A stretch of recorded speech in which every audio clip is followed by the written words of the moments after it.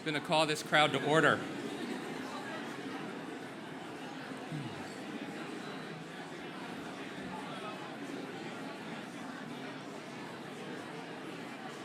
We're excited to see so many folks come out. Please have a seat.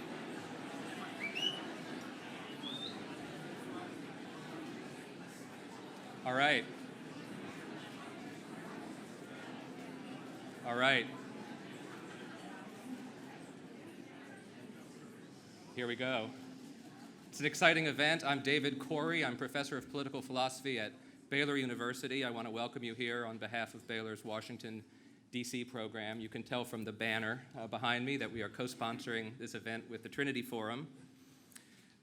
We've had David Brooks to campus before in Waco, Texas, and we're grateful, so grateful for the sober voice that he brings to our political conversations, both through his column at the New York Times and, of course, through his deeply reflective books, which have had such a positive impact on people's lives. Baylor University is active in DC in a number of ways I just want to mention. We have a robust semester program for Baylor students who come to DC, and they land prime internships, and they do coursework while they're here. We also stage a number of high-profile events. I know that many of you in this room have been to some of them because I've seen the list of folks who are here. The events that we put on, some recent ones, for example, include Faith and the Challenges of Secularism, a Jewish, Christian, Muslim trialogue that we hosted with Lord Rabbi Sachs, Professor Ravi George, and Sheikh Hamza Yusuf. The Life and Legacy of the Reverend Dr. Martin Luther King with Cornel West, Professor West, and Robert P. George from Princeton. Our latest event, I think in many ways our most successful, was Rational Disagreement in an Age of Polarization, with the author Jonathan Haidt, Professor Candace Vogler from the University of Chicago, and a number of other prominent people. Our goal in staging these events is to ensure that the best Christian intellectuals are heard on matters of great national significance.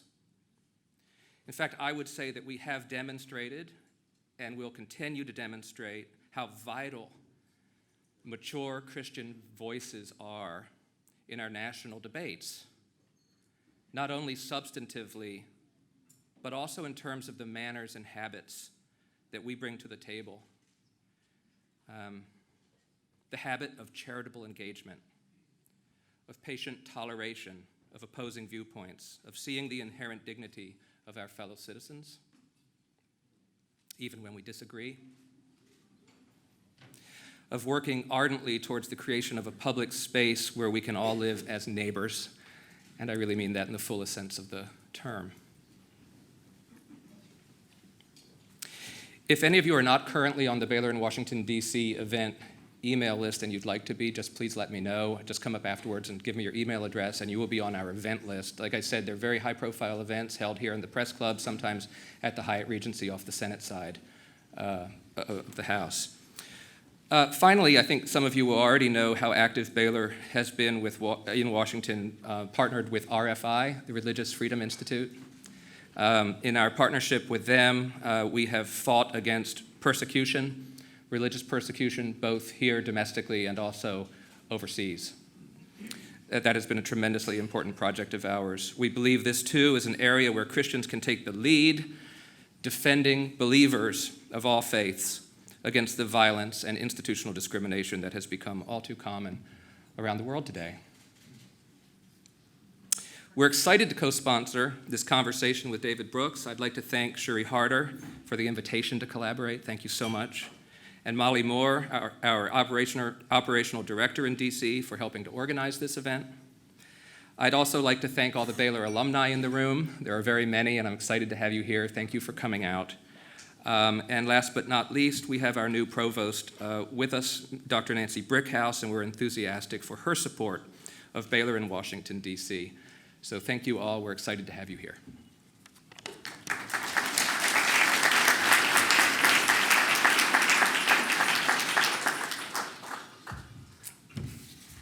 Thank you, David, and welcome to all of you for tonight's evening conversation with David Brooks on the Second Mountain.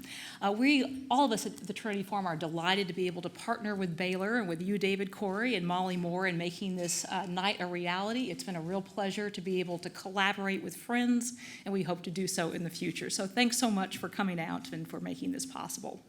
I also just wanted at the very outset to recognize a few special guests who are with us here tonight. In addition to many of our friends from Baylor who have joined us, we also are graced with our founder at the Trinity Forum. Oz and Jenny Guinness are here. You could just wave your hand. It's great to have you here.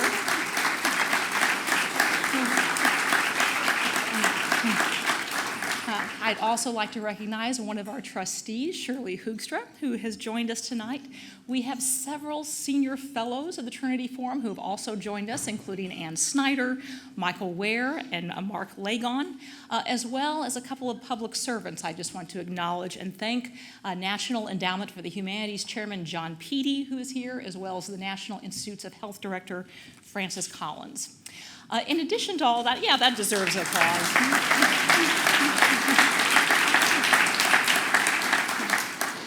We're really excited that each and every one of you are here. It's a very full house. I'm glad you've all have found seats. We actually had to shut down registration earlier this afternoon, a high-class problem. So we've really been delighted by the response, but we also know that there are people who wanted to be here tonight and who couldn't make it, whether they were shut out by registration or just other things. So if you have friends who wanted to be here but could not make it, we are live streaming tonight's event on both the Trinity Forum YouTube channel and on our Facebook page. We'll also have video up from the event on both our website and our YouTube channel, photos and video clips on Facebook, and of course, if you would like to respond to something in the moment, we will have our live Twitter feed going at hashtag TTF tonight. So it is a pleasure to see so many new faces joining us tonight. And if this is your first time or you're not familiar with the Trinity Forum, we work to provide a space and resources for leaders to engage life's greatest questions in the context of faith. And we do this by providing readings and publications which draw upon classic works of literature and letters that explore the enduring questions and connect the timeless wisdom of the humanities with timely questions of the day, as well as sponsoring programs like this one tonight, where we try to connect leading thinkers with thinking leaders in engaging those big questions of life and ultimately coming to better know the author of the answers. As I have noted at many of our evening conversations before, it's often said that the big questions of life can essentially be distilled down to three. What is a good person? What is the good life? And what is a just society?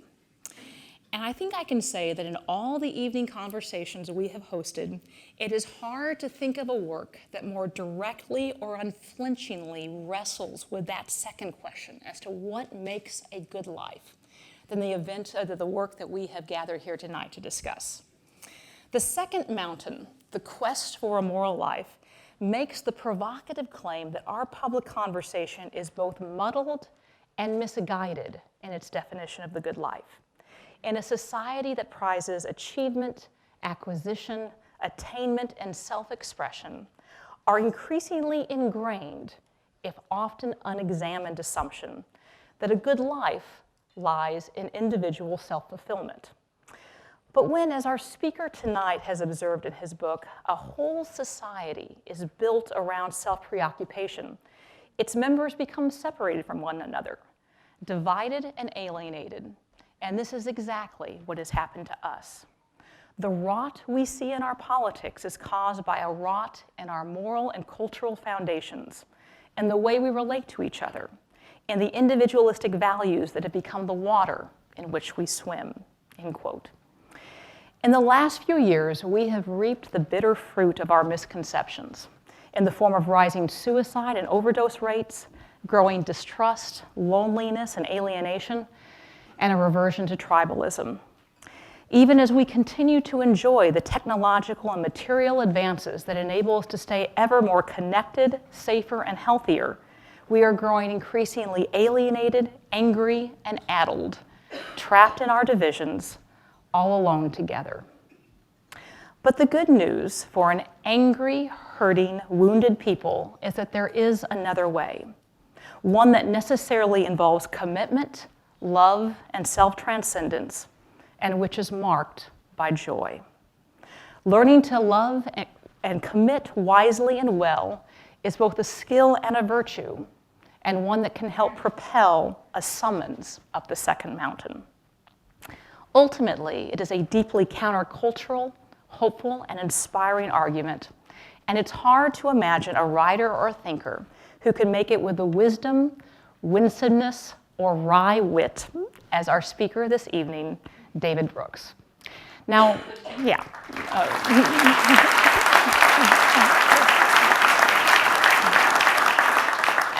Now, while David needs no introduction, he will get one anyway. David serves as an op-ed columnist for the New York Times, and he leads the new WEAVE initiative at the Aspen Institute, which is focused on reducing civic fragmentation and building community, as well as serving as a commentator on the PBS NewsHour, NPR's All Things Considered, and NBC's Meet the Press.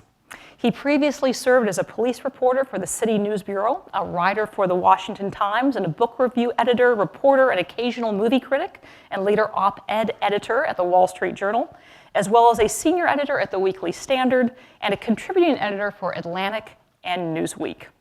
A best-selling author, Brooks' previous books include Bobos in Paradise, The New Upper Class and How They Got There, On Paradise Drive.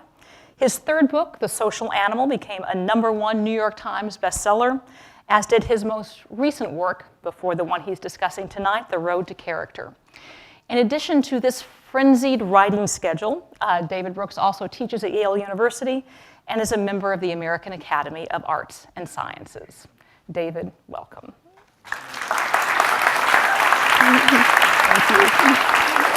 Thank you. Thank you, Cherie. It's good to be here. It's good to be home here. This is one of my homes, and it's good to be here with every book and even between books. Now, this book came out in early April, and I've been speaking about it almost every night, and I have an awesome book speech that if you heard it, you would love it, I guarantee you. You're not going to hear it, though, because I'm not going to give you my normal speech. I want to give a speech that's really dovetailed to the Trinity Forum.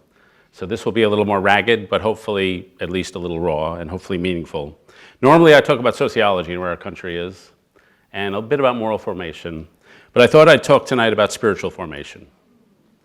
And I'm going to talk about the person I know best, which is me. But I hope I'll read enough quotes and enough bits of wisdom from other people that I hope it'll be generalizable and useful for everyone. One of my favorite quotes about writers is, "We are beggars who tell other beggars where we found bread." And so I found some bread in some books, and I'm sharing it with you. And so I'm going to quote from a lot of people. Now, what's interesting about spiritual formation is how it differs from our public life sometimes. And I'll first tell you the very familiar story I often tell about my public life and what that looked like, and then I'm going to tell you the story about the spiritual life. So the public life is very quick and easy to tell, and it's a very simple story. It's a story of unbelievable luck and trajectory. When I was 7, I read a book called Paddington the Bear, and I decided I want to become a writer. And then in high school, I wanted to date a woman named Bernice. She didn't want to date me. She wanted to date some other guy. And I remember thinking, what is she thinking? I write way better than that guy. So those were my values.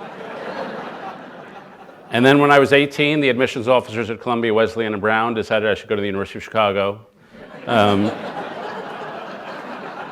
And that was also writerly, very neck-up kind of place. My favorite saying about Chicago, it's a Baptist school where atheist professors teach Jewish students St. Thomas Aquinas. And so that was my school. I worked hard. I was cerebral at Chicago. I was a double major in history and celibacy while I was there. And then I had the big break happen to me. It was senior year. I wrote a mean parody of William F. Buckley. He came to campus. It was like Yale Buckley formed 2 magazines, one called the National Buckley, one called the Buckley Review, which he merged to form the Buckley. It was that kind of thing. And he came to campus, and he gave a speech to the student body, and at the end of it, he said, "David Brooks, if you're in the audience, I want to give you a job." And that was the big break of my career. Now, sadly, I wasn't in the audience. And I was literally out, I had been hired by PBS to debate Milton Friedman on PBS. And it was Milton Talks to College Students, and I was a socialist, a Bernie bro. And you can go, if you put YouTube David Brooks, Milton Friedman, you'll see a 21-year-old me with this big Jufro and these 1980s gigantic glasses, which were apparently on loan from the Mount Palomar Lunar Observatory. And I'm debating him, and he is decimating me. And so most of the debate is me sitting there with my mouth hanging open trying to think of something to say. But I later called up Buckley. He served as my mentor. He sent me off to the Wall Street Journal editorial page where I got to work for the first time with Midwesterners. And as a New York Jew, this was uncomfortable for me because they were very comfortable with silence. And so they would sit there staring at the wall, these farm boys from Indiana, Ohio. It was like going to an open casket funeral with 12 bodies. And as the New York Jew, I would sit there and say, I will not break this silence. I will not break this silence. Then I get a job at the New York Times, succeeding Bill Sapphire as a conservative columnist there. And my joke is that being a conservative columnist at the Times is like being the chief rabbi at Mecca. It's not a lot of company there. And then I get this job at the NewsHour with Mark Shields and Jim Lehrer. And I often say we cater, it's a show I love doing, I'm very proud of it. We cater to a certain seasoned youth, a certain demographic. So if a 93-year-old lady comes up to me in the airport, I know what she's gonna say. I don't watch your show, but my mother loves it. And so that's, and so we're very big in the hospice community. And so that's one part of my life. And then I have this other life where I write books. And as I read a lot of books and I write a lot of books, and my tastes have gotten more sensitive, a little more feminine as I've gotten older. I'm the only American man who finished that book, Eat, Pray, Love, if you remember that book. By page 123, I was actually lactating, which was a miracle. And then I wrote this book on character called The Road to Character. And I learned writing a book on character doesn't give you good character. Even reading a book on character doesn't give you good character. But buying a book on character does give you good character, so I recommend that. So that's the external life, and it's pretty straightforward, and I tell it all the time, and it's very familiar. The internal and spiritual life is very different and much more complicated. So as I mentioned, I grew up in a Jewish home in New York, and if you grew up in a Jewish home, you're raised on a story. And all of us are raised in stories. Alistair McIntyre wrote, "What am I to do if I cannot answer the prior question of what story do I find myself a part?" And if you're a Jew, you're part of a story. And that story is the Exodus story. And Jews have been telling this story for thousands of years. And in fact, God commands Moses to enact the Exodus in order to be told. It's a thing that was done in order to be told. And then Jews living into the story, both in Jerusalem, fleeing Jerusalem, coming to America, and then going back to Israel, they lived out the Exodus story. Rabbi Kook, when Israel was founded, said, "With a penetrating consciousness, we come to realize the essential events of the Exodus is one that never ceases at all." Jews make it true by living it out as true. And it's a story of spiritual formation. Rabbi Sachs points out that in Genesis, the creation of the universe is covered in 9 verses. In Exodus, the creation of the tabernacle is like 300 verses.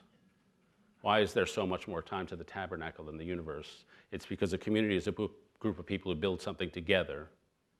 The Israelites needed to be taught how to build something together to render them into a people. And so he needed a people capable of upholding his covenant. And so he had to create that. This was a people who wanted to crawl back into slavery. This was a leader, Moses, who wanted to deny the fact that he could be a leader.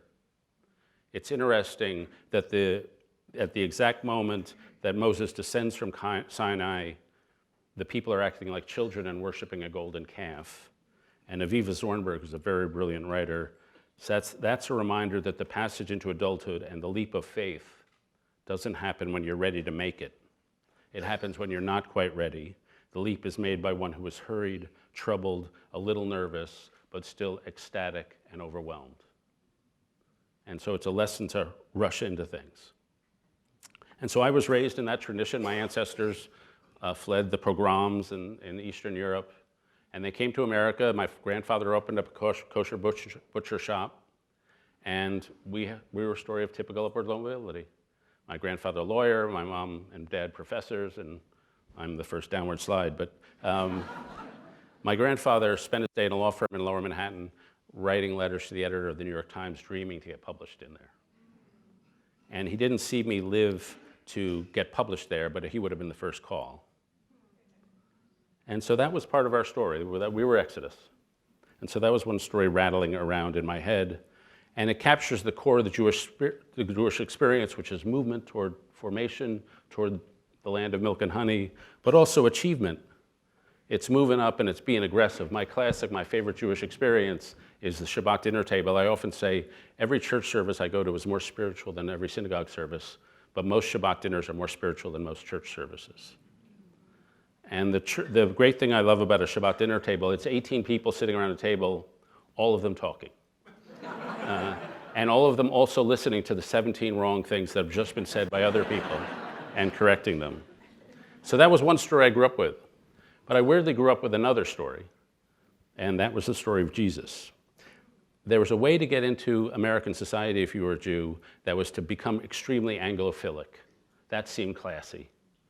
And so the phrase in my culture was think Yiddish, act British.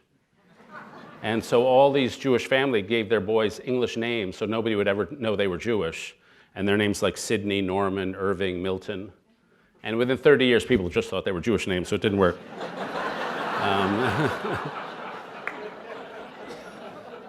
But I grew up in that culture. My parents were scholars of Victorian England, and they sent me to my preschool was St. George's, my elementary school was Grace Church School, the camp where I went for 15 years was Incarnation Camp, all Episcopalian. And so I grew up with a different sense, and sitting in that church every morning, singing in the choir at Grace. It's a beautiful church near the Strand Bookstore at 10th and Broadway. It's a beautiful Gothic. The Lord announces himself on the facade. Then you walk through and you see the chapels and the mysteries come at you, and then you're up in the apse and the transept, and sort of illumination floods you in. You're living a fairy tale when you're a kid in a Gothic church. And I sang in the choir, and in my memory, this may not be true, but I tell it as a joke, that the choir, we were about 40% Jewish in the choir, it's New York. And so to square it with our religion, we wouldn't sing the word Jesus. And so the volume would sort of drop down and then come back up. And the Jesus story is also a story, if you're a kid, it's a pretty familiar story. The city is riven by disagreement. There's only one way to purge the anger, and that's to find a scapegoat. And the different weird thing about the Jesus story is that he actually volunteers for the job and redeems the sins of those doing the sinning. And which is an interesting twist on the story, but it's a familiar story. And so I grew up with that story. And so two stories rattling in my brain as a child. The Jewish story is very familiar to me. The Catholic or Christian story had an ability to shock. Because we were immigrants, we're Exodus, we're moving. In the Christian story, the poor are closer to God, the meek are blessed. The leper, the wounded, those who bear pain are closer. And that's an inverse logic. That was not in my culture and not in American culture. It's super radical. Jesus bows down in order to rise up. He died so others might live. Christians are not saved by works, but mostly by faith. And what I was confronted with was not only two stories, but two versions of goodness. The Jewish form of goodness that surrounded me was chesed, was loving kindness. A bubby bringing people into her home. The way in Israel, all of Israel pivots no matter their divisions when one is killed, and they all feel part of one thing. And that's a chesed, loving kindness. The Christian story of serenity and grace had the ability to shock me. At this camp, there was a guy named Wes Wubenhorst, who was my counselor and colleague, who was a man later in life who had become an Episcopal priest and worked with the poor in Honduras and victims of domestic violence. He was a holy child. His voice was all intonation and pop and whistles, and he was excited about everything. His voice somehow never grew up, no matter how deep the sadness that he sometimes inherited was. And he was just a man for others, and always forgiving, always grateful, always good. And so there was a sincere, cheerful, pure overflowing joy that came out of the gift of love that flew out of Wes. And it had the power to inspire, as it has the power to inspire others. And so I was used to Jewish good. Christian good surprised me. As Dorothy Day once said, Christians are commanded to live in a way that doesn't make sense unless God exists. And so it is shocking. And it's shocking today, even now. We were all mourning the passing of Jean Vanier. And people thought, the founder of the L'Arche communities, I was told that he could be difficult to be around because he was so good. And because he really appreciated the power of weakness. He wrote, "Weakness carries within it a secret power. The care and the trust that flow from weakness can open up the heart. The one who is weaker can fall forth powerful love of the one who is stronger." If you saw that Fred Rogers musical, Rogers meets this boy in a wheelchair and asks the boy to pray for him. And a writer who's with him says, "That was so clever you asked the boy to play for you when normally you would pray for him." And Rogers told the writer, "No, what he suffered, he's much closer to God than I am. I need his intercession." And so there's that capacity to shock. And I'm thinking of L'Arche. I was thinking of my favorite Henry Nouwen story. After Nouwen was at L'Arche, he came to speak, invited to speak around the country. And one day he was invited to speak at Crystal City here in Northern Virginia. And when he would come, he would bring one of the men from the community who are mentally disabled. And this time to Crystal City, he brought a guy named Bill. And when Nouwen mounted the stage to give his speech, Bill also mounted the stage. And when Nouwen did a familiar part of his speech, Bill would tell the audience, "I've heard that before." And when Nouwen was done, he got a standing ovation, and then Bill said, "I would also like to speak." And a bit of panic crept across Nouwen's mind. What is Bill going to say? And so what Bill said is this: "Last time when Henry went to Boston, he took John Smeltzer with him. This time he wanted me to come with him to Washington. I am very glad to be here with you. Thank you very much." And that was it. And he got a standing ovation. And then Bill went after the speech and worked the room, shaking everybody's hands, pressing the flesh with everybody. And then the next morning in the breakfast room where the conference was, Bill walked around and said goodbye to everybody. And as they were leaving, they were flying home, Bill asked Nouwen if he liked the trip. And Nouwen said, "Oh yes, it was a wonderful trip. I'm so glad you came here with me." And Bill said, "And we did it together, didn't we?" And at those words, Nouwen thought of Jesus' words, "Where two or three meet in my name, I'm among them." And that's a beauty. And so I lived with these two stories and these two forms of goodness rattling around in my mind. And I became what a lot of our friend, a guy named Mako Fujimori, calls a border stalker. Richard Rohr has this great concept on the edge of inside. People are within a group, but sort of on the edge. And so I guess I was a border stalker between these two things, which didn't really matter because I didn't believe in God anyway, so it was just like two rival philosophies. And so I went through that through adulthood. Occasionally, and I kept a kosher home. I lived organizationally Jewish, but not faithfully. But occasionally Christianity would come into life. So Michael Cromarty, who's Jenny is here, I overheard the name at some event, this name John Stott. And I never heard of the guy before, so I called up Cromarty, and I said, "Who's this guy, John Stott?" And Cromarty told me, well, if evangelicals had a pope, it would be Stott.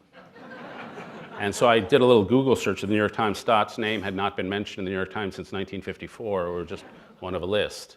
So I wrote a column called "Who is John Stott?" And I just read his book and his many books. And the bluntness with which he confronted Jesus was sort of shocking and powerful. At one point he wrote, "I am here because of you," and this is Jesus speaking. "It is your sin I am bearing, your curse I am suffering, your debt I am paying, your death I am dying. Nothing in history or in the universe cuts us down to size like the cross. All of us who have inflated views of ourselves, especially in self-righteousness, until we visit a place called Calvary."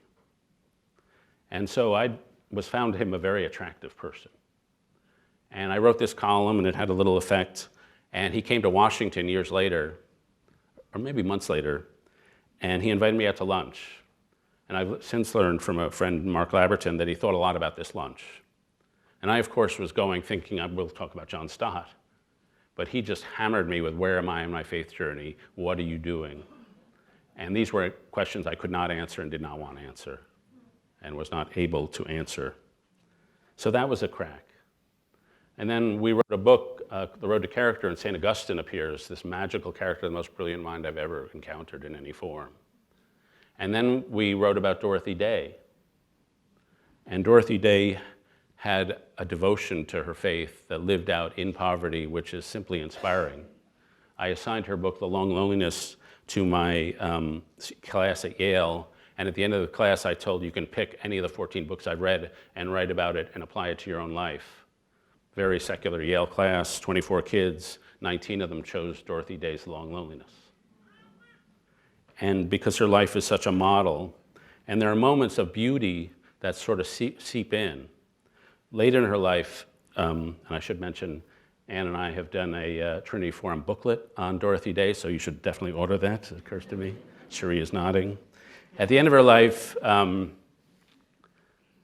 she was asked by Harvard's Robert Coles, did you ever think of writing a memoir? She was a beautiful writer, would it make sense? And she said, yeah, I did. I sat down one day and I got a blank piece of paper and I wrote on the top of it, A Life Remembered. And then she said, I just sat there and thought of our Lord and his visit to us all those centuries ago. And I said to myself that my great good luck was to have had him on my mind for all that time. And she didn't need to write anything. And there's a tranquility in that which is very alluring and very arresting. And so I would say in those days, by then, by the 2000s, I was like a typical neocon. I supported faith for other people. I thought it was good for society. And my heroes were, Irving Kristol, and he was definitely in that camp. Then life sort of kicks you in the rear. And I went through a dark time in 2013. And my marriage had ended, my kids were leaving home. Some of you are conservatives, but my kind of conservatism was not the prevailing kind of conservatism anymore. I sort of just drifted out of those circles. And so there was a time of great loneliness. And I did what any idiot does, faced with a spiritual or emotional problem, he tries to work through it, just by covering it over with workaholism. And so if you went to my apartment on Wisconsin Avenue and you pulled to the drawer where there should have been silverware, there was just Post-it notes. And where there should have been plates, there was stationery. And I was just trying to work my way through the problem. And then Jesus floated through the wall of my apartment and said, come follow me. No, I'm kidding, that never happened.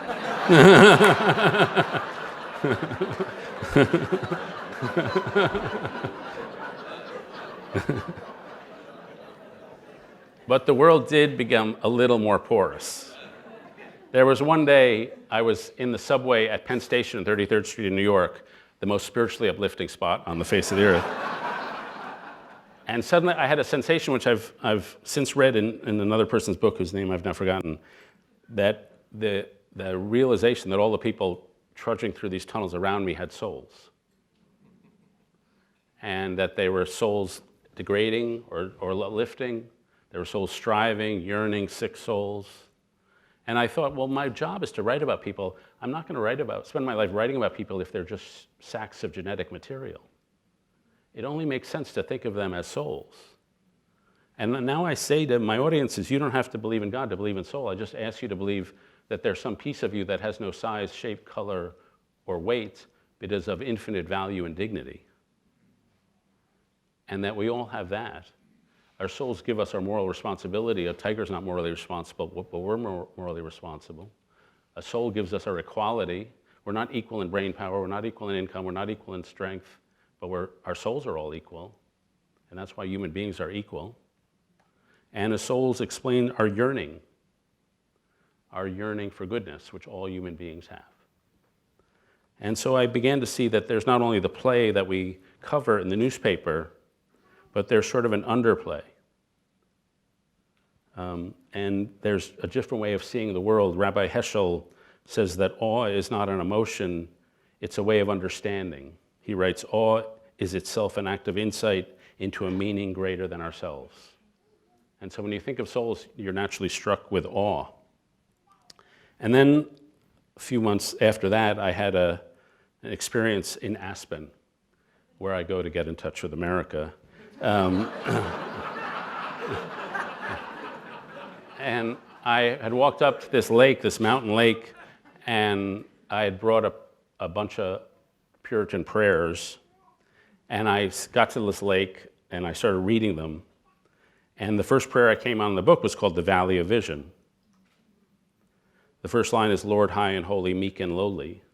And so I looked around at the majestic beauty of the mountain peaks, and then a little brown, like badger-type creature crawled right up to my sneakers. So I thought, oh, high and holy, meek and lowly. Thou hast brought me into the valley of vision, and I was in a bowl shaped by the mountaintop, where I live in the depths but see thee in the heights. Hemmed in by mountains of sin, I behold thy glory. And then the poem goes on with the whole series of inversions. The broken heart is the healed heart, the contrite spirit is the rejoicing spirit, the repenting soul is the victorious soul, life in my death, joy in my sorrow, grace in my sins, riches in my poverty, glory in my valley.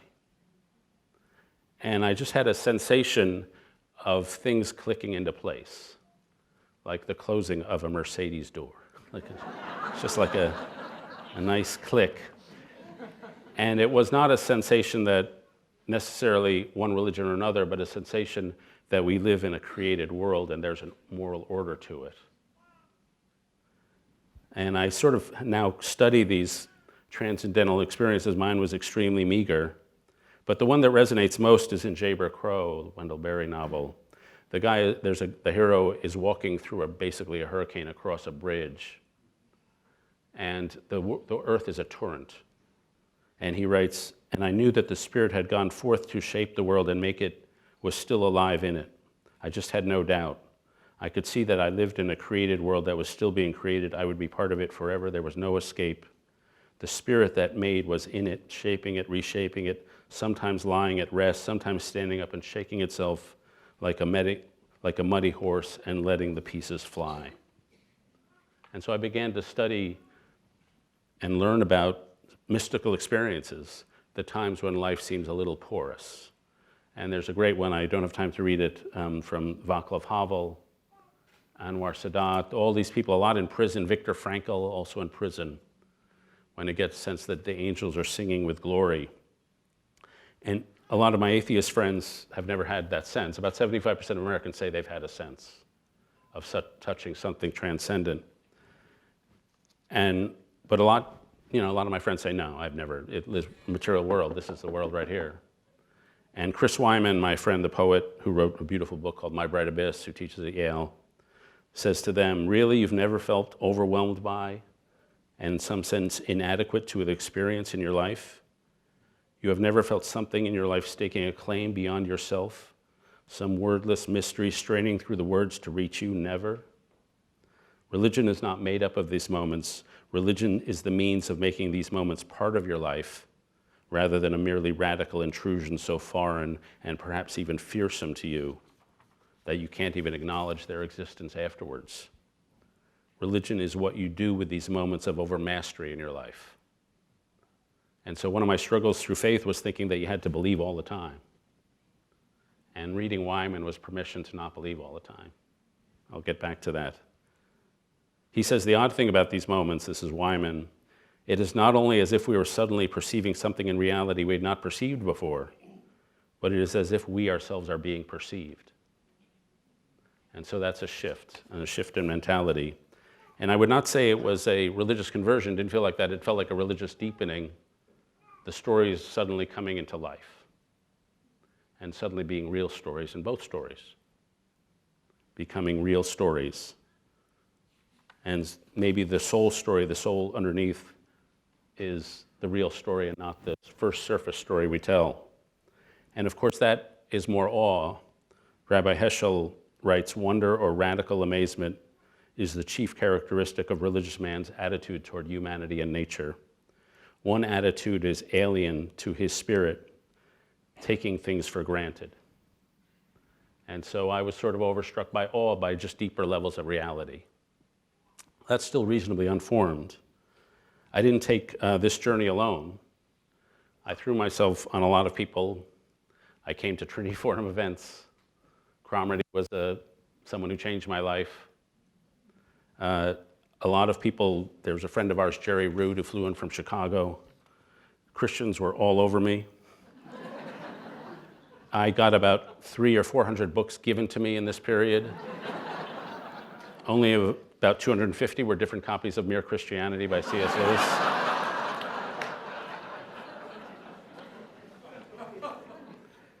And one of the people was Anne. And we were working on Road to Character. We were sending these memos, and I was trying to understand Dorothy Day and St. Augustine. And the thing I couldn't understand was grace.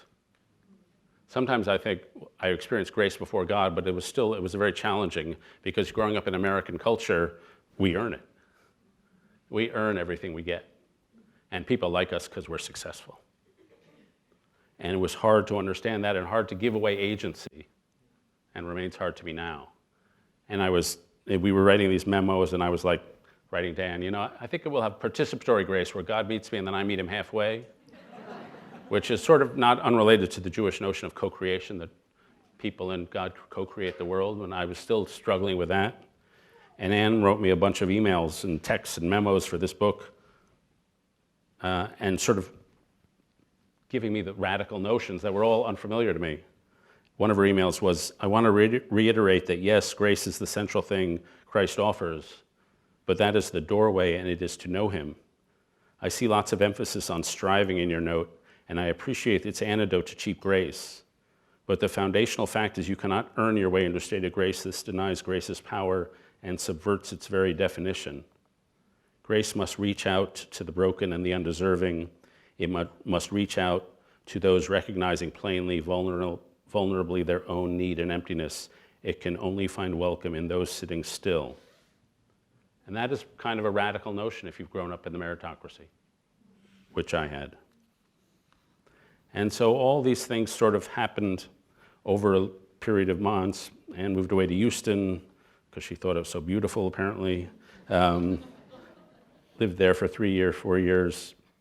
And gradually things happened. And there was never a blinding moment where I said, oh, I'm a believer. The metaphor I use, and I think I got it from somebody, but I don't remember where I got it, this was over 2013, 2014, 2015, is imagine you're sitting in a train and you're staring at your phone, there are people sitting next to you, there's people across, and everything seemed normal, nothing seems to be moving. You're just all there together. And you look out the window, and it occurs to you with no great surprise, but simply an obvious recognition of what's obvious, that you've traveled a long way, and that you've crossed over some invisible border between being an atheist and a secular person to being a believer. And what strikes you is not what's up ahead, which is a complete mystery, but how much ground there is behind, and that you can't go back there. And you're not going to go back there. And so I sort of had that realization of crossing over the border. And I now feel more Jewish than I ever did in my life, because the Exodus story is actually a covenantal story. But I can't unread Matthew. And that's where my favorite quote about Matthew is from the Catholic intellectual Romano Guardini.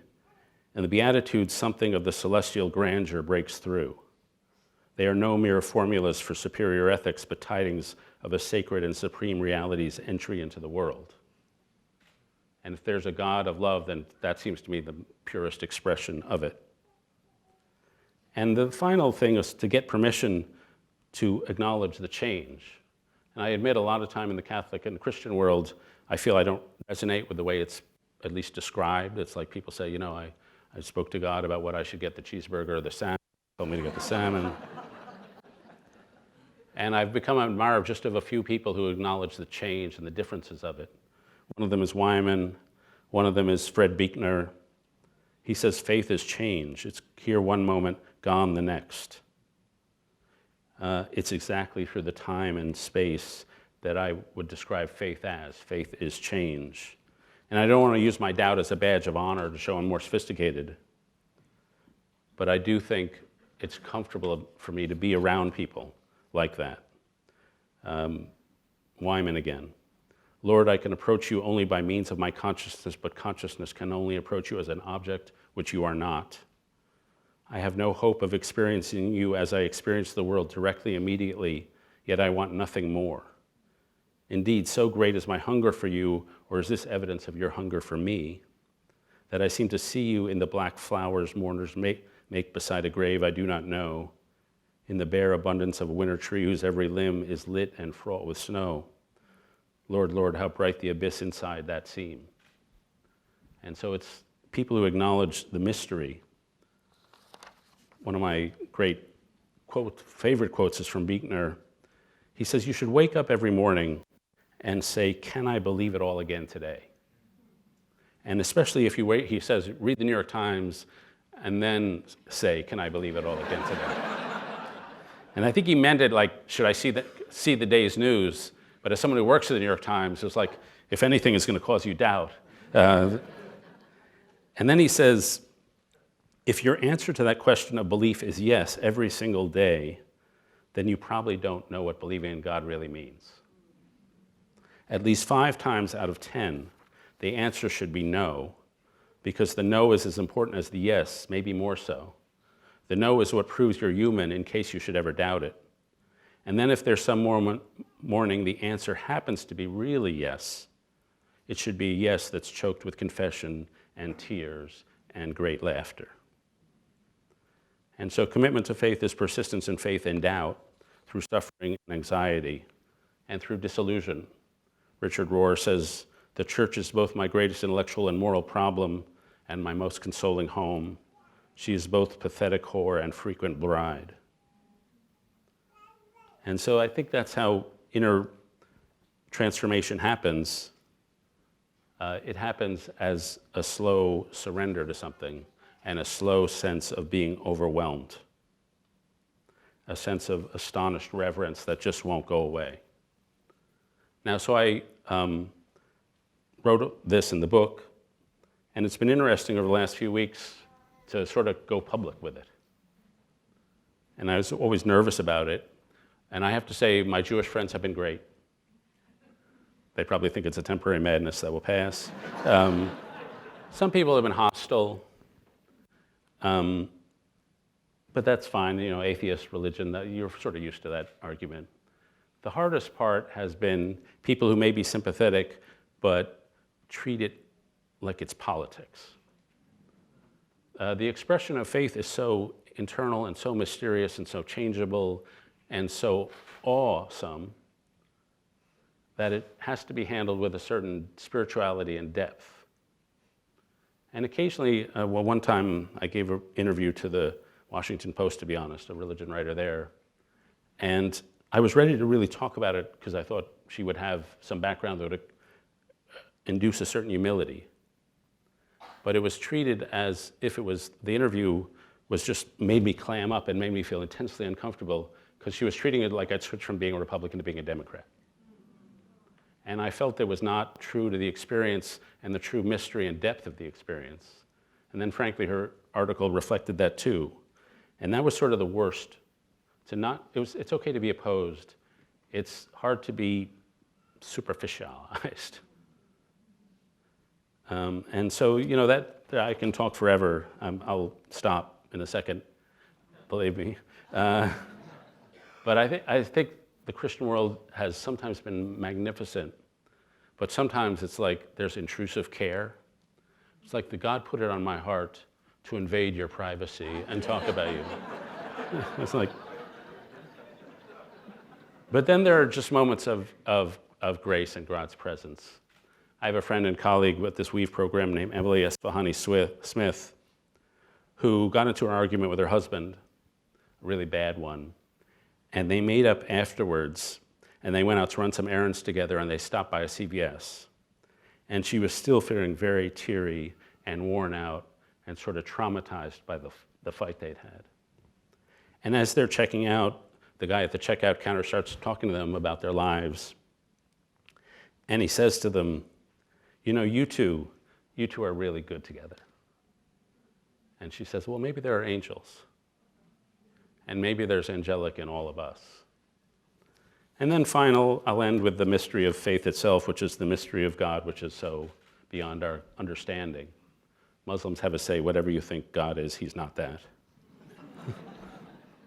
And I go back to where this started, or one of the places this started, one of the sources, which was St. Augustine, who is really one of the most magnetic human beings ever.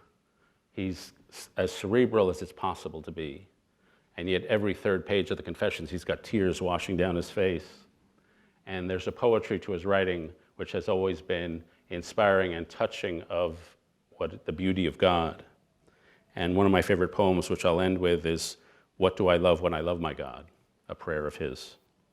He writes, "It is not physical beauty, nor temporal glory, nor the brightness of light so dear to earthly eyes, nor the sweet melodies of all kinds of songs, nor the gentle odor of flowers and the ointments and perfumes, nor manna or honey, nor limbs welcoming the embraces of the flesh. It is not these things I love when I love my God. Yet there is a light I love, and a food and a kind of embrace when I love my God. A light, voice, odor, food, embrace of my inner man, where my soul is floodlit by light which space cannot contain, where there is a sound that time cannot seize, where there is a perfume which no breeze disperses, where there is a taste for food no amount of eating can lessen, where there is a bond of love that no satiety can part. That is what I love when I love my God." And he points us to just an ultimate and serene beauty that we'll never seize on this earth, but was out there loving us. Thank you.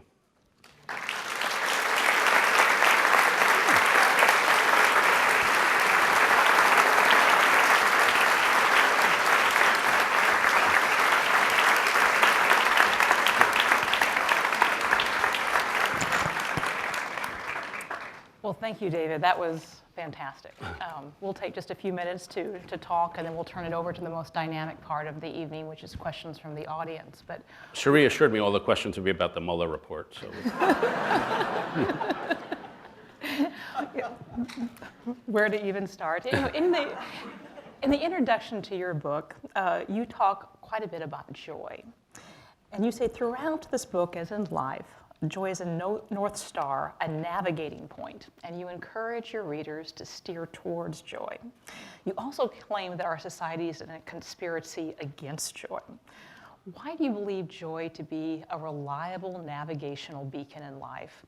And if it is, why on earth is society conspiring against it? So, well, these are big questions. So I distinguish between happiness and joy. I'm not the first to make this, Lord knows. But happiness is when you get a promotion, when things are going your way, you're moving toward your goals. Your team wins the Super Bowl, you feel big about yourself.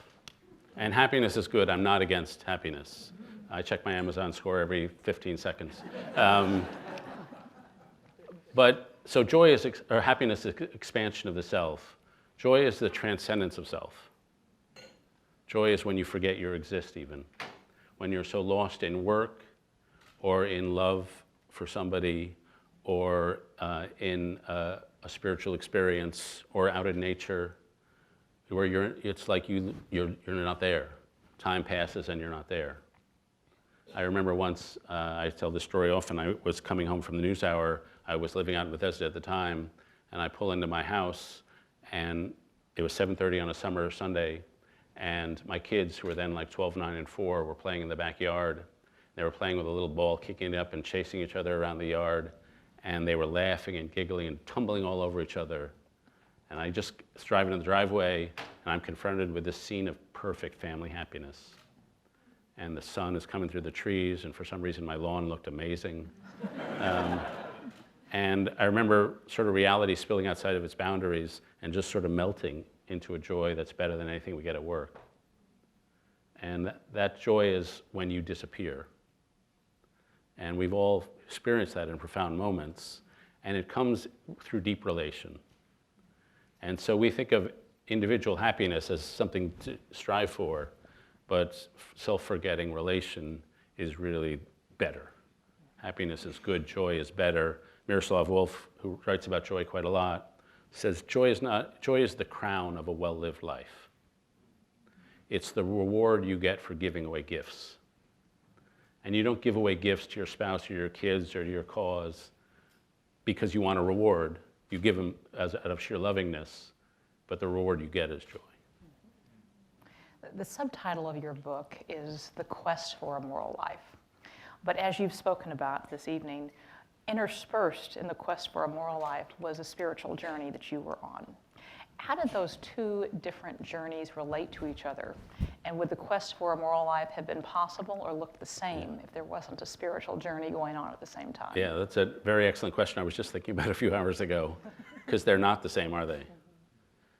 First, when I started writing these books, we went up to Random House to the top editor there, and she heard the pitch for Road to Character, and she thought, David is going into his woo-woo phase. She was nervous, and so a lot of the titles we give are attempt to pin it down for a secular audience. And so Road to Character, I'm not sure the book Character appears in the Road to Character, but it was how do we take a culture that's not the most morally articulate culture in the world and sort of clarify it for them.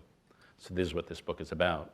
I will say that while I think at the heights of virtue, a lot of the people I think are some of the most beautiful people on earth tend to be religious. The median is disappointingly similar to those who are secular. That religious people talk about holiness and service and love and agape a lot. You'd think their behavior would be a lot better than secular people. And I find it's maybe better, but it's a puzzle to me why that is. Well, let me ask you about that if you have theories, because as you said in the outset, we're all people of a story. And in many ways, as Christians, we believe we're immersed in the greatest story in the world. And it's a story of grace and of love, and yet there does seem to be an appeal within Christendom towards quite the opposite. As a recent, someone on a spiritual journey observing these different manifestations of people living out their stories, why do you think that is? Yeah.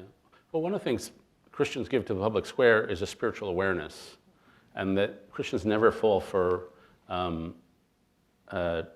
pure materialistic explanations, which is something that a lot of people fall for. Shirley is here, she runs the Christian College organization, and I spoke to her group and said, sometimes you think you're besieged, but to me you have the secret that everybody's looking for.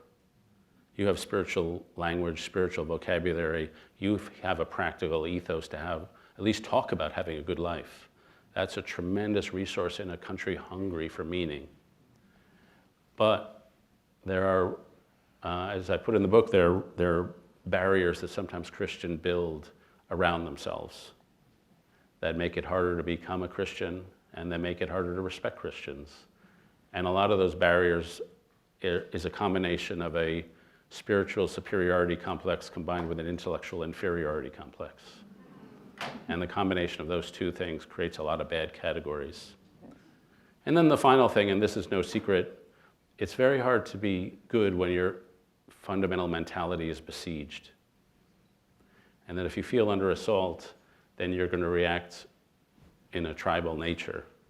And I don't know if Anne invented this or somebody else did, but the transition of the word evangelical from an adjective to a noun was a significant thing, a way of being versus a tribe you belong to. And I to be honest, I do think that's created a lot of behavior that is ends justified the means, which is not a sort of style of thinking I saw in the Beatitudes. That same spirit of being besieged is, of course, not only limited to evangelicals in America, but there's growing distrust across demographic sectors. And I think you even said in your book that distrust actually tends to increase as people get younger. Each succeeding generation is more distrustful than the one preceding it, and that there's good reason for that. The behavior online actually shows that there's less trustworthiness, and that's probably part of the reason. That the very behavior that often leads towards deep friendships interpersonally, grace and transparency and vulnerability, is exactly what will get you crushed online. So since technology is not going away, what hope do you have, or what advice would you give for essentially being able to conduct yourself wisely in your online communities, but still have the kind of relationships interpersonally that allow for that deep friendship, that grace, and that communion that you talk about. Yeah, one of the things I think about is whether bad online behavior is a product of being online or just bad behavior. And I do think the lies of our culture feed particularly acutely online. And the lies are, success will make you feel fulfilled.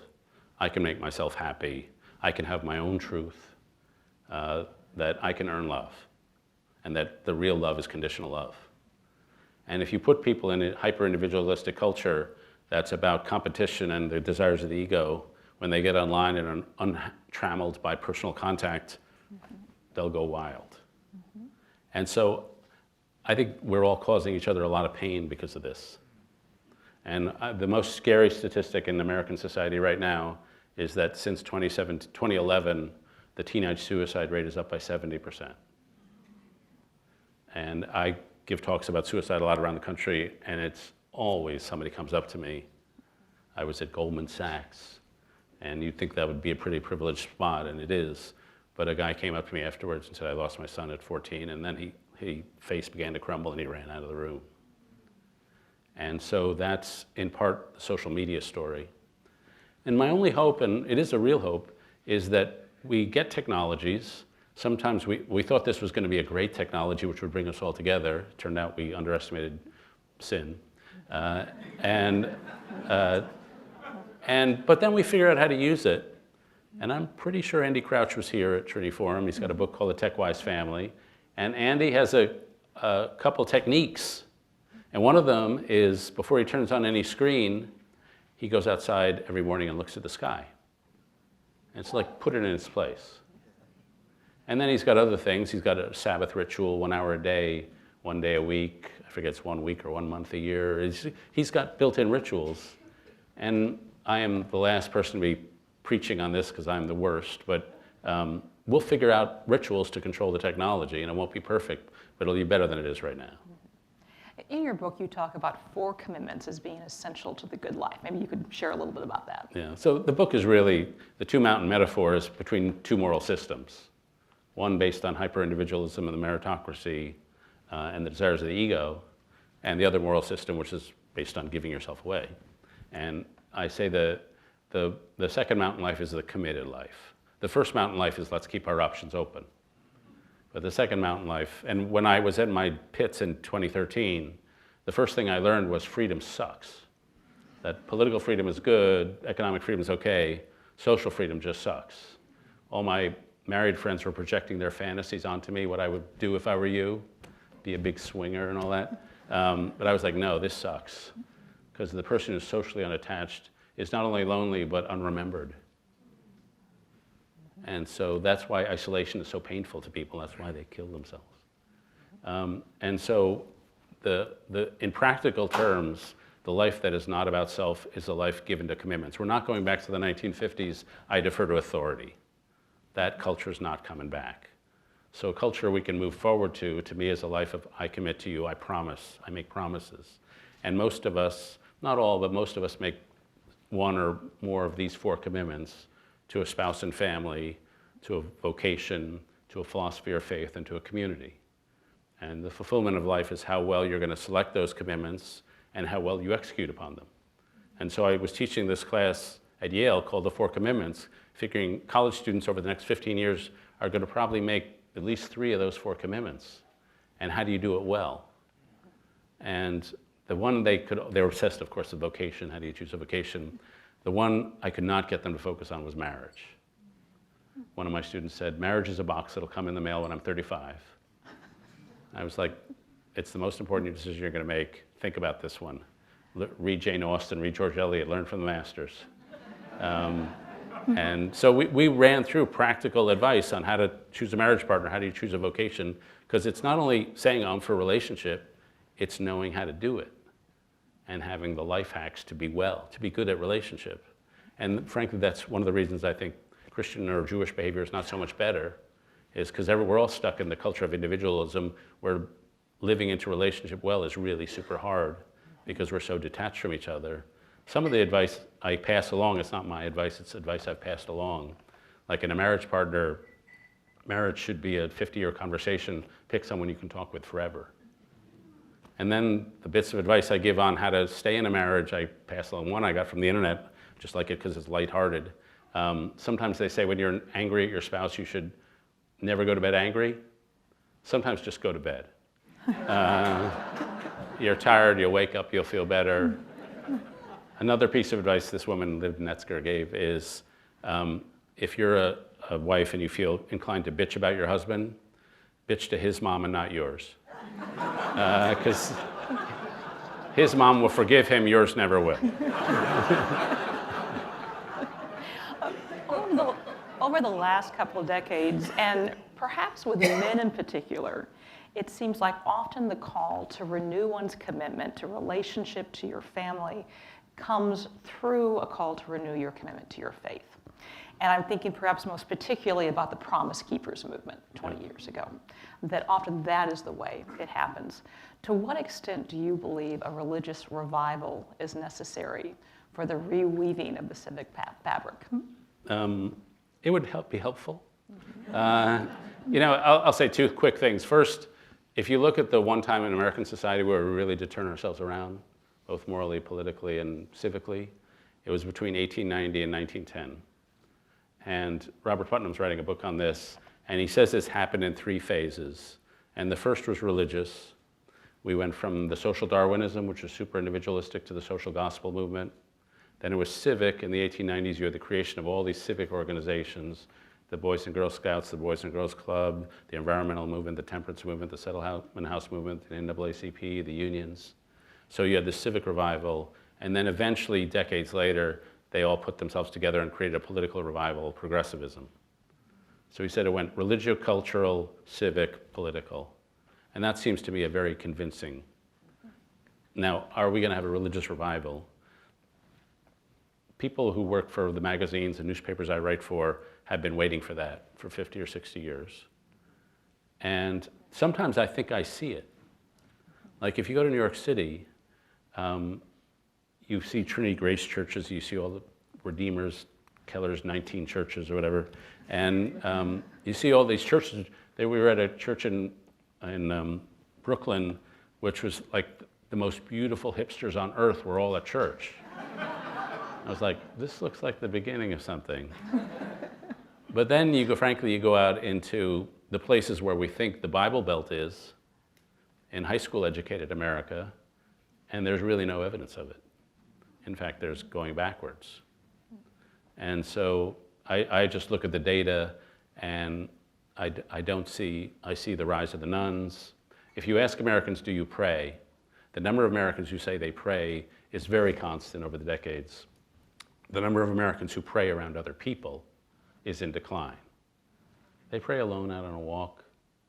They have a religion that's their own religion that nobody else could possibly believe in because it's so idiosyncratic, because they made it up. And so it's hard to be optimistic, but I do think there will be a cultural revival. And it may not be a revival of faith, but a revival of community and relation. So one last question before we go to audience questions, which is you talk quite a bit in your book about the importance of moral ecologies. And you also cite this completely depressing study that I think Harvard did, where they interviewed, I think it was 10,000 middle school students and high school students, and asked them essentially, what is more important in your household, that you achieve or that you be kind? And over 80% of the students said that they achieve. So given that that is the norm, in terms of moral ecologies of students, what advice would you give both to those students as well as to their parents in terms of discerning and developing a moral ecology that actually values virtue over attainment? Yeah, the first thing I would say is obviously put relationship at the center of your life, put your friendships at the center. One of my students said to me, my life is about putting out fires. If I have a test, that's a fire. If I have, my girlfriend is sometimes a fire. My friends are never a fire. And so you tend to underinvest in your friendships. And so the way to avoid having a First Mountain Valley, there's probably no way, but the best way is to overinvest in your friendships. The second thing is don't create a moral ecology, join one. And so you don't have to do it on your own. So like the way I illustrate a moral ecology is I worked for the NewsHour, and my first 10 years there was a guy named Jim Lehrer. And Larry was reticent on the air, but very expressive when the camera was not on him. And so when I said something that he liked, his eyes would crinkle in pleasure. And when I said something crass, some cheap joke, his mouth would turn down in displeasure. So for 10 years, I tried to get the eye crinkle and avoid the mouth downturn. And he never said a word to me, but in that way, he communicated to me a proper standard of behavior. And he not only communicated to me, he communicated to everybody else around the program. And so he's been retired for 5 or 10 years, but the Jim Lehrer Moral Ecology is still there on the NewsHour. And I think one of the greatest things a person can do is leave behind a moral ecology. And different schools have different ones, different organizations. And they're the fabric of character, the fabric of what we do. This is what we do. This is how we are here. And you can have a really great moral ecology that has no faith at all. Most have no faith at all. But a country the standard of behavior can change very radically. One of the ultimate experiences of my early boyhood was Super Bowl III. And that illustrated to me a shift in culture. On one side of the field was a guy named Johnny Unitas, played for the Baltimore Colts. 1950s guy, crew cut, boring, a certain attitude of the way you're supposed to be. On the other side of the field was a guy named Joe Namath. Namath grew up 5 miles from Johnny Unitas, but 10 years younger. And suddenly Namath was a guy with long hair, $5,000 fur coats. His memoir that he wrote was called I Can't Wait Until Tomorrow Because I Get Better Looking Every Day. And so suddenly the whole culture had shifted, where one decade reticence was admired, next expressiveness. Once institutions, next rebel. Once old and experienced, young and rebellious. And so the culture can really shift all at once. And in my experience, we shift in relation to pain, and we're in pain now. And we're in the middle of a very bumpy shift. We're going to turn now to what's always the most dynamic part of an evening conversation, which is hearing questions from the audience. Those of you who have been to a Trinity Forum evening conversation before know that we have 3 guidelines for questions. We ask that all questions be brief, all questions be civil, and all questions be in the form of a question. We have several different microphones all ready to go. Please wait till you are called on and the microphone actually reaches you. If you could just stand, state your name, that would be great. We'll take the first one back here in the corner. Hi, my name is Molly Gill. Thank you so much. I enjoyed your book. I was really excited to see you mention Richard Rohr in your book. I'm a big fan, and I think you even cited Falling Upward, which is a book where he talks about the true self versus the false self. And I couldn't help when I was reading your book but make the parallel connection between the first and second mountain and the true and false self. And so I wanted you to comment on that and ask if that was intentional and you saw it the same way, and also maybe just talk a little bit about how his writing has influenced yours. Yeah, oh, it has influenced mine. There are a lot of people have written similar things. That book, Falling Upward, it's more first and second half of life. So it's a little more chronological than mine is. I think you could be on the second mountain at any age. But then Nouwen says we all build an ego ideal for ourselves. And then at some point in life, we find out we're much more beautiful than the ego ideal. And so we put away the ego ideal. It's a similar process of how does transformation happen. And I think Rohr is first of all, he's a very beautiful man. We went out to New Mexico to meet him. And he lives a life, he is one of those inner light people. I've had a chance to, you meet so many of these people who just radiate joy and grace. For our Weave project at Aspen, we get to work with Yo-Yo Ma. And Yo-Yo Ma is he's happy all the time. He's just giving, he's delighted by every person. There's a phrase in Weight of Glory that if you'd never met a human being and you finally met one, you'd be very inclined to worship this creature because people are so amazing. And Rohr carries that around with him. He's got a new book out, The Universal Christ, which I think is probably his most radical book. And it really, some will find it too universalistic. But he's someone who preaches love and lives love. And the concept I mentioned earlier, on the edge of inside, is one of his concepts. The one thing I have trouble with He's a big believer in the Enneagram. And I'm not saying I have trouble with the Enneagram. I can never remember my number. Other questions? Right here, second row.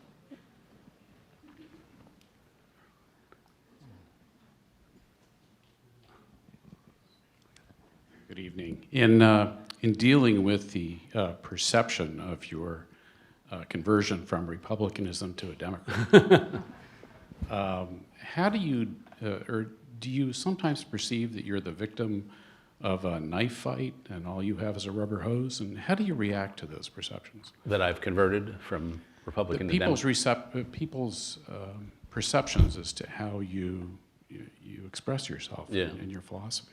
Well, I have two philosophical heroes. One is Edmund Burke, who teaches that life is really complicated. We should be very cautious in understanding it. And therefore, change should be incremental, gradual, and constant. And my second hero is Alexander Hamilton, who's a Puerto Rican hip-hop star from the Heights.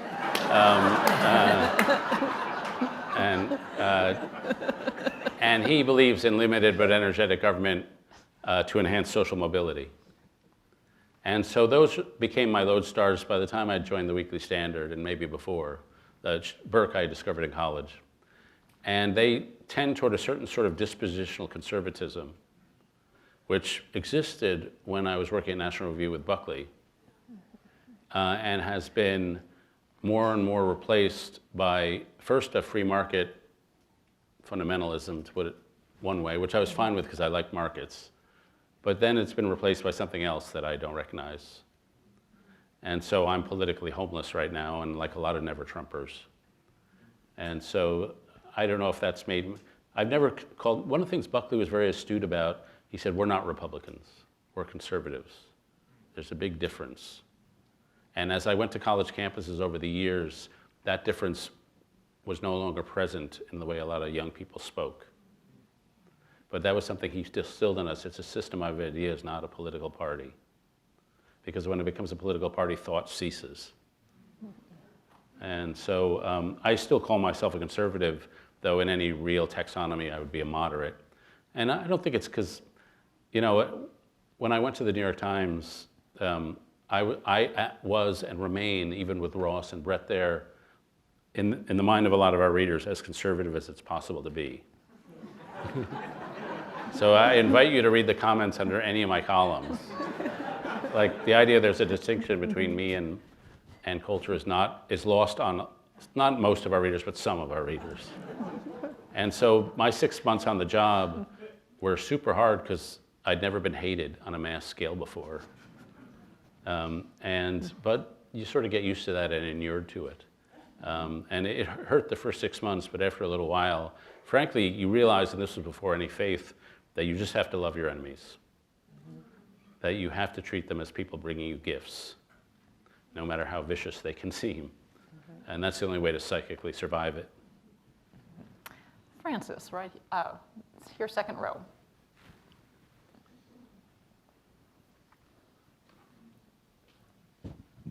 Hi, Francis Collins.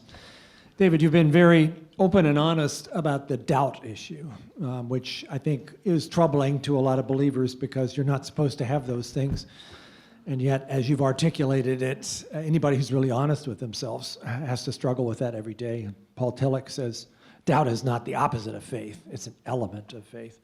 But doubt is an opportunity to go in several directions. Perhaps for some people, it's a scary one, sort of an open doorway towards loss of faith if the doubt becomes greater than the faith.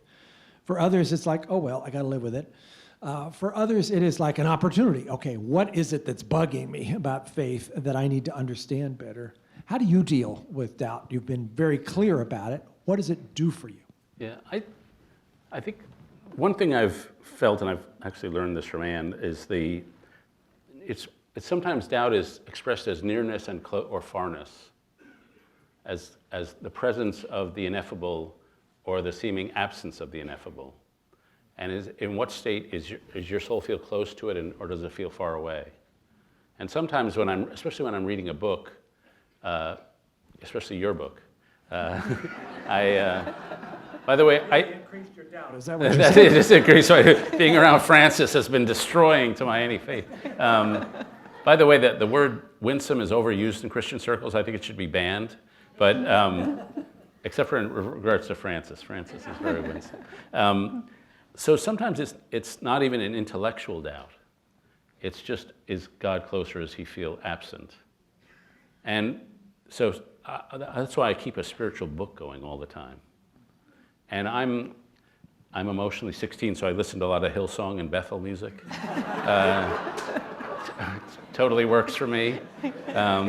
It's like Handel's Messiah, all these songs that say, "Oh God, you're my best boyfriend ever." But I find approaching nearness sometimes with that spiritual, with a book that really lifts you up, and experiences that lift you up, and sometimes in a religious service. But it's that the soul is every day being degraded or elevated, depending on what we do. And I will say that one of the things that's hardest for faith is going on book tour, because I'm in selling mode, and it corrupts you. It never goes away. And I don't know, maybe when Richard Rohr's out on book tour, he's like holy, but I don't know. It's like, oh, I hated the way Ellen treated my book. It's like, so I do find the world is doubt seems to be a little the wrong word, actually. Thinness of air, or something, just a spirit, presence or absence. These are moods and spiritual states more than intellectual positions. We'll take 2 more questions.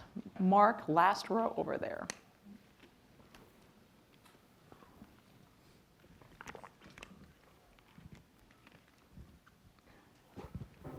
Thanks. I'm Mark Lagon, and among other things, a senior fellow with the Trinity Forum. David, I was not going to ask a question about politics, but the door has been opened, and especially with your subtle, gentle, graceful discussion of evangelical as adjective and noun.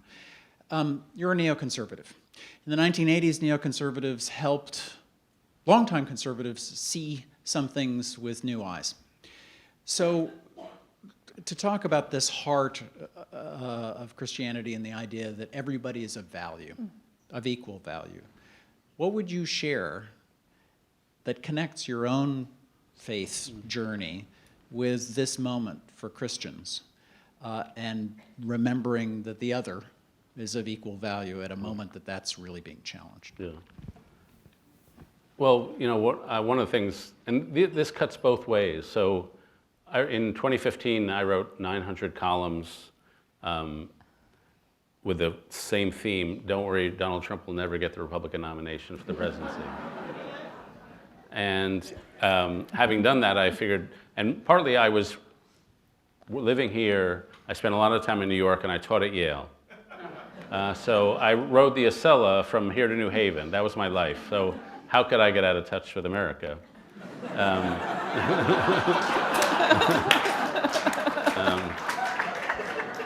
And so from that I went to, I spent really off and on the last 3 years traveling around the country, first just as a personal project and then with Weave in Trump country and beyond. And the one thing you learn in politics and political journalism is that the people you think of as part of a type never fit into the type. So you go to a Trump rally and you think, oh, I know what Trump voters are like.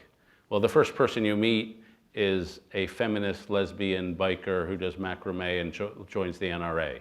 Like, they cross all your categories. And that's true on the right, and it's also true on the left. And so with this Weave project, we look for weavers. We go around the country looking for people who are creating community. And some of them have been through horrible valleys.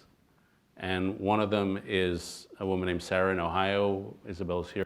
She and I went to visit with Sarah. And her husband killed their kids and himself one afternoon. And she now gives away her life to women who've suffered from violence. She has a free pharmacy. She teaches. And the depth of goodness, at the same time, there's a lot of, she says, I'm a woman on the edge. So the depth of goodness in any human being is so much deeper than their politics. And that's true with my colleagues at the New York Times, who are more likely to be on the left, frankly. And it's true with Trump voters. And virtue is distributed, in my view, evenly across political boundaries. And one of the reasons I'm a moderate is because I think politics is a limited activity. Samuel Johnson has a couplet, of all the things that human hearts endure, how few are those that kings can cause and cure. So most of the important parts of our life are the quality of our souls, the quality of our relationships. And I've almost never lost a friend over politics because it's just not that important. And having been on the left and on the right, on the atheist, on the believer, I hope I have many weaknesses, but one of them is the ability to sympathize with the other side, because invariably I was on it at one point. We'll take one last question from the audience. In the back there, Dave. David Coffin. In the older Christian tradition, thoughtful folk would reflect on the nature of the world and produce a natural theology concerning the existence and attributes of God. It strikes me that your book is a kind of natural theology of the existence and attributes of the human soul, and is luminous in that. But when you move from revelation in the world to redemptive revelation, you come into additional issues. Take, for example, original sin. Have you had time to come to grips with how that doctrine, although Edwards said it was the only empirically demonstrable doctrine of Christian revelation, have you had time to come to grips with how original sin deals in the second mountain? Yeah, that's a very excellent question. I know on the drive home with my wife, she's going to say, that was a really good question. And she's going to say, your answer was only so.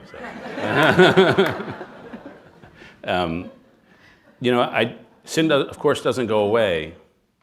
And I guess the first distinction you make, which I hadn't thought about, was between writing a book sort of about the soul versus the divine.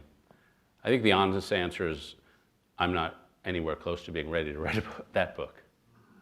You write the book from where you are in your spot on your journey. And as a journalist, it's a lot easier to observe people than to experience the divine.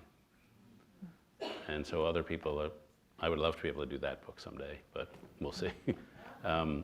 As for sin on the second mountain, of course, it doesn't go away, but I do think, one of the things that's been part of my understanding is deepening an awareness of human goodness at the same time you deepen awareness of sin. Growing radical on both ends. One of my favorite definitions of sin is an infinite allegiance to a finite thing. And I think I got that from the oh, never mind. I was going to say Shawshank Redemption, but that's Gilkey book about China being in a prison war camp in China. And so that is ever present. And of course, selfishness is ever present. And since I'm a fan of Augustine, disordered love is ever present. But I would say one of the essences of being in this second mountain is people who've fallen into themselves. And the thing about being in the valley is that you can either be broken by it or you can be broken open by it. And the people who are broken turn angry and hard and resentful, and they make themselves impenetrable because they've been hurt. And they lash out at people. There's a great phrase, pain that is not transformed gets transmitted. They make people around them hurt. But the people who are really made it to the second mountain have fallen into themselves and found what Annie Dillard calls our complex and inexplicable caring for one another, which is the complete relationality. Frances and I have a friend whose wife said when her first daughter was born, she realized she loved him more than evolution required. Loved her more than evolution required. And that's become such a central thing for me, because some things we do for our genes, some things we do to pay the rent, but there's an enchantment to human life that goes beyond, and frankly, an enchantment to the world. And so the people on the second mountain have fallen out of love with the desires of the ego, or at least they've come to seem a little smaller, and have put more central emphasis on the desire of the heart, which is fusion to one another, and the desire of the soul, which is desire for fusion with the good. And I do think they have better loves and they love them in better ways. And does that mean anybody ever achieves the point where they give away selfishness? I never met such a person. The Mother Teresa journals are bewitching on this front. Or Dorothy Day. If ever there were people who gave themselves away utterly, it was them. And yet Mother Teresa went decades without experiencing faith and had to pursue her life, even though she'd lost all contact with God, for like 80% of her life. And then somebody explained to her that, well, the poor suffer a loss of what's most dear, and you have suffered a loss of what's most dear, and this is part of your burden of sharing the burden with the poor. And this made a great impact on her. And so I'm sure it didn't make her a saint, but it made her pretty close. So I hope on the second mountain that your average of behavior is at least oriented to your proper loves. David, thank you.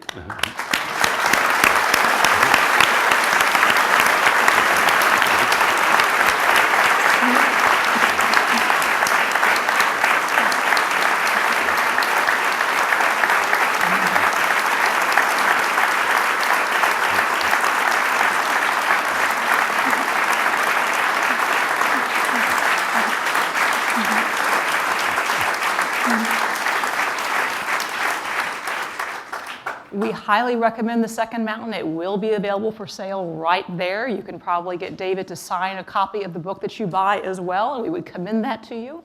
We also want to commend to you an invitation which should be on each of your chairs and look a little bit like this, which is an invitation to join the Trinity Forum Society, where we try as a community to wrestle with the questions that matter most in life, and in an embodied way offer an alternative to a culture so often awash in triviality, distraction, alienation, and anger. We try to provide an intellectually rigorous, warmly hospitable place to discuss together what matters most.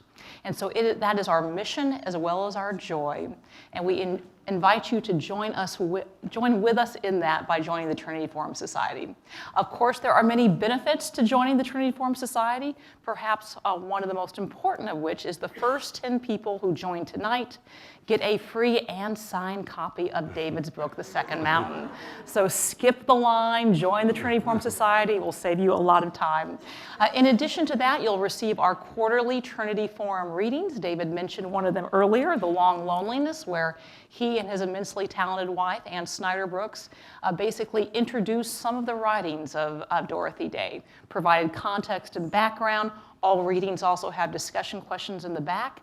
That is so they will function as a book club in a bag, as a subtle encouragement to all of you to join book clubs and essentially replicate some of the conversations you found here. You'll also receive our monthly podcast as well as our daily list of what we're reading, recommended reading feeds throughout the day. So we really encourage you to take advantage of that. We hope that you will join us in those efforts. If you are interested in also serving as a sponsor of a future evening conversation, we would love to talk with you. And in fact, if I could have my colleague, Alyssa Abraham, stand up and wave her arm just so everyone can see who she is, feel free to talk with Alyssa about that afterwards if that's of interest to you. We hope that you'll join us for future evening conversations. Our next one is actually in Atlanta on June 10th, where we'll be hosting Robbie George and Cornell West in a conversation on deep friendship across deep difference. And then shortly, we will also be releasing our fall lineup, so stay tuned for that in terms of events in DC. As we wrap up, it is always appropriate to end with thanks.